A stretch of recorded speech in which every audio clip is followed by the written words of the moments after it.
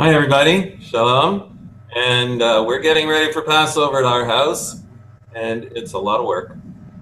Getting ready, cleaning up the house, and turning everything over. Why?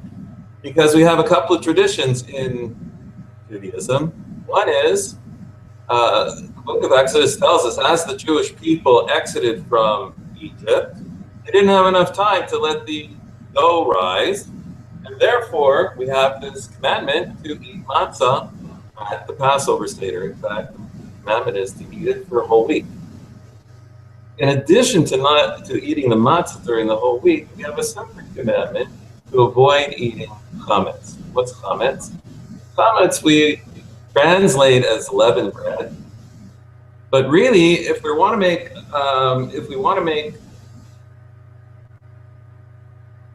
bread, what's considered bread and what's considered matzah? Well, matzah is flour and water. That's it. And what bread is, often people consider to be bread, flour and water and leavening. But really, according to the Torah definition, it's just flour and water and time.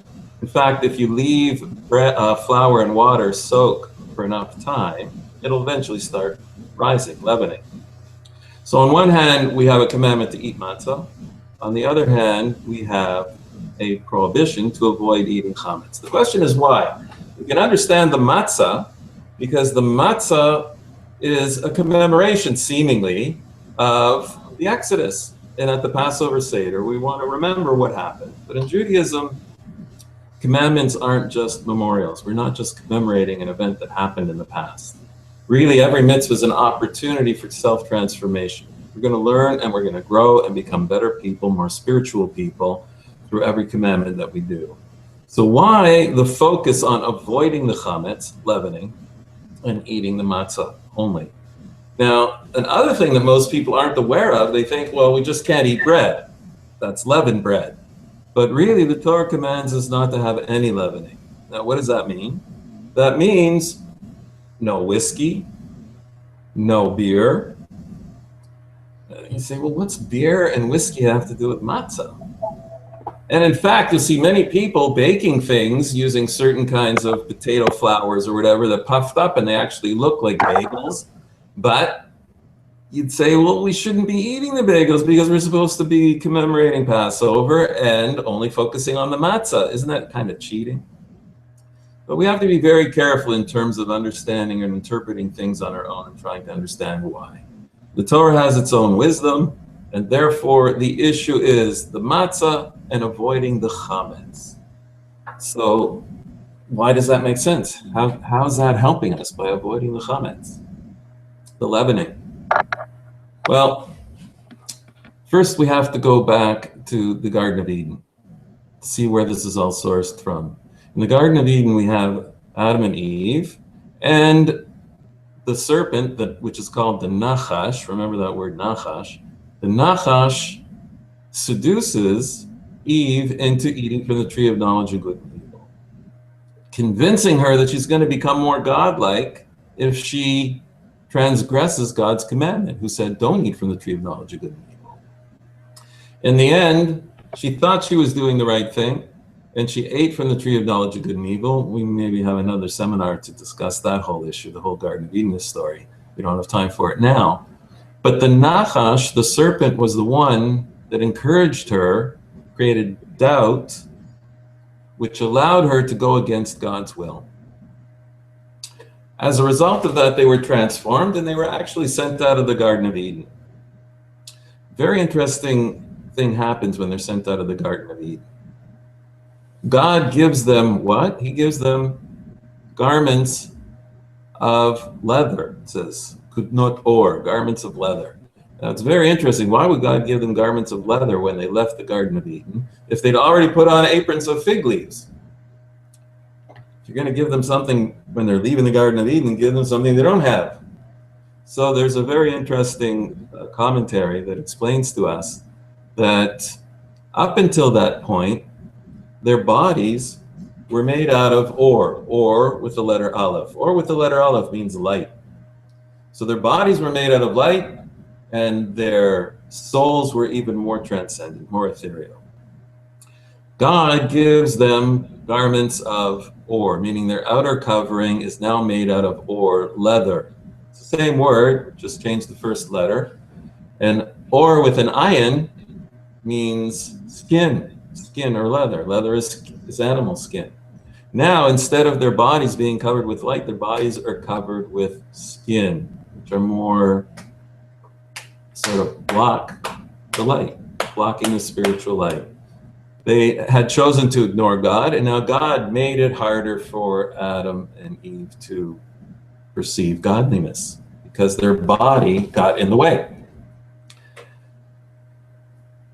The rest of history that occurs after the exit from the Garden of Eden, the exile from the Garden of Eden, is an opportunity for us to repair that mistake by making the choice, choosing to eat with the proper intention, doing God's will, and avoiding the seduction of the nachash, the serpent, which we call the Yetzirah. The mystics tell us that when they ate from the tree of knowledge of good and evil, what had transformed their body was that the nachash, the serpent, actually came into their body, which blocked them from perceiving God and made it much more difficult, created a world for us that's much more difficult to see God and feel spirituality. What has that got to do with Passover and the Seder? Well, the sages tell us that on one hand, the chametz is compared to the Yetzirah, to the nachash. And we want to avoid having that for this particular week out of the year. And instead, we're going to eat bread that hasn't got this nachash in it. It hasn't got it's not fueling the Yetzirah. We want to weaken the Yetzirah. That's what we want to do on Passover. On Passover, it's the time of our freedom. And freedom means not just being liberated from Paro in Egypt, but it really means freedom means the ability to choose. In Egypt, we couldn't choose to see any other power other than Paro. Paro was the supreme being, and we suffered. We were servants to him. The lesson of the Exodus from Egypt was to give us our freedom. Freedom doesn't mean liberty to do whatever you want. Freedom means now we have the ability to choose to see God in the world or see false powers in the world and identify them as false powers. So, our sages, including the Ramchal, Rav Moshe Chaim Luzzatto from the 18th century, who was one of our greatest mystics, greatest sages, he says that the holiday of Passover is called Chag HaMatzot. The primary mitzvah of the day, of the week, is the matzah and avoiding the chametz. And he says there explicitly that during the rest of the year, we have this Yetzirah, we have this body drive in this physical world, which we need in order to motivate us to act. But our job is to get control over it. And very often, it wins the day. Our body drives overpower our spiritual drives, and we fall prey to our physical weaknesses. And what Passover is all about is to teach us that we can overcome that we can beat the serpent, as it were. So what do? He tells us that we need it during the rest of the year, but we want to be in control of it. And in order to have this Yetzirah that's going to allow us to act in the physical world, we need to feed it. And what's the fuel for the Yetzirah? The fuel for the Yetzirah is chametz, is leavening. Interesting. So one particular week out of the year, what we're supposed to do is deny food to our nachash, to our serpent, to the Yetzirah, the body drive, and nourish ourselves with matzah, which doesn't fuel it. It doesn't fuel our body drive. It doesn't fuel our Yetzirah, which is going to allow us to be more spiritual beings for the week.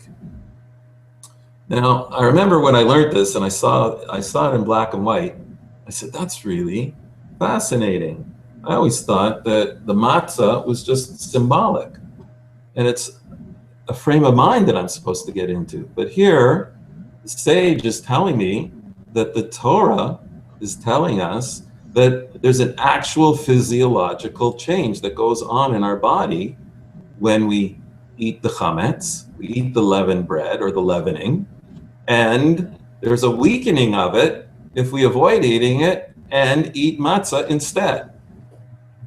Well, when I see that, I want to investigate. So I went on a journey with a friend of mine, and we started checking the medical textbooks to see, can we find any medical evidence of how leavening or leavened bread could affect your body differently than if we ate unleavened bread.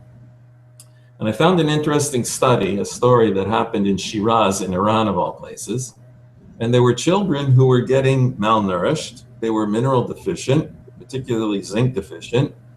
And the medical doctors came to see what they could do about it. And what they did is they gave them supplements. They gave them zinc supplements, iron supplements. And when they gave them the actual supplements, it didn't really help the situation. Then they investigated the kind of food that they were eating. Now, in Shiraz, in Iran, what they did is actually what the Jewish people did traditionally, and what is common in the Middle East. Anybody who's been here to visit, and we encourage you to come and visit if you haven't been yet. They're big open ovens. And actually, if you're in the old city in Jerusalem, you can see now in the Arab quarter, they have brick ovens. And the traditional way to make bread, which is pita bread, is you roll it out in a circle, throw it up against the oven wall, and pretty soon, within a minute or two, you pull it off and you get a fresh, warm, beautiful pita. That's how they made them. And that's how they were making them in the town square in Shiraz, which was the staple food of these children. So the doctors decided to take a look at this food. What were they really eating? And they noticed that when they were making this bread, soft bread, but it was made very quickly. The flour hit the water, they rolled it all up, slapped it in the oven, and brought it out within a few minutes. From a Torah point of view, that's matzah. Because our definition of matzah is flour and water that's baked fully through within 18 minutes. Doesn't have to be flat and crusty the way ours are, or little crackers. We do that because we want to be extra careful about it and make sure it's cooked through and through. So we make it very, very thin, and that makes it crispy like a cracker.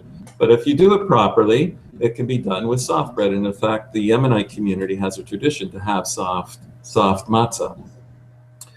So what they said was, all right, let's take a look and let's do it the way bread used to be made in the old days. And you take flour and you take the grain and you soak it overnight, and you do that before you bake it.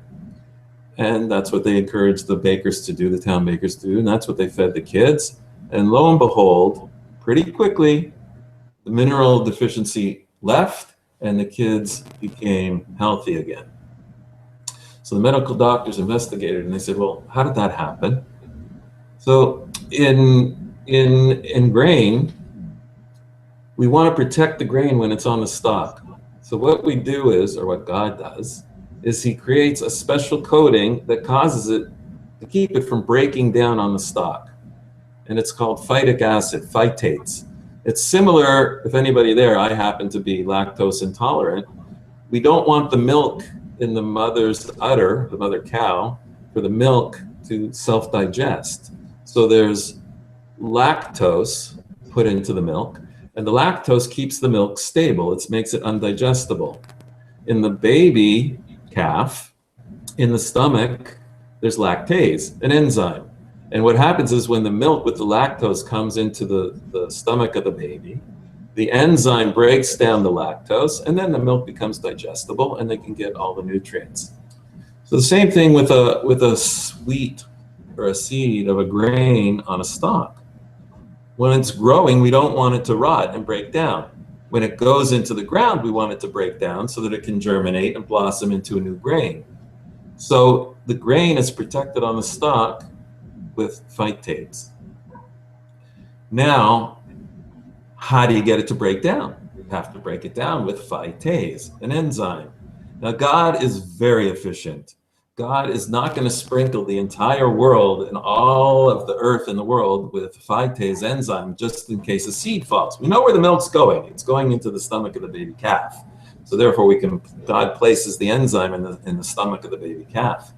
But God's not going to spread enzymes all over the world. So what does he do? Brilliant.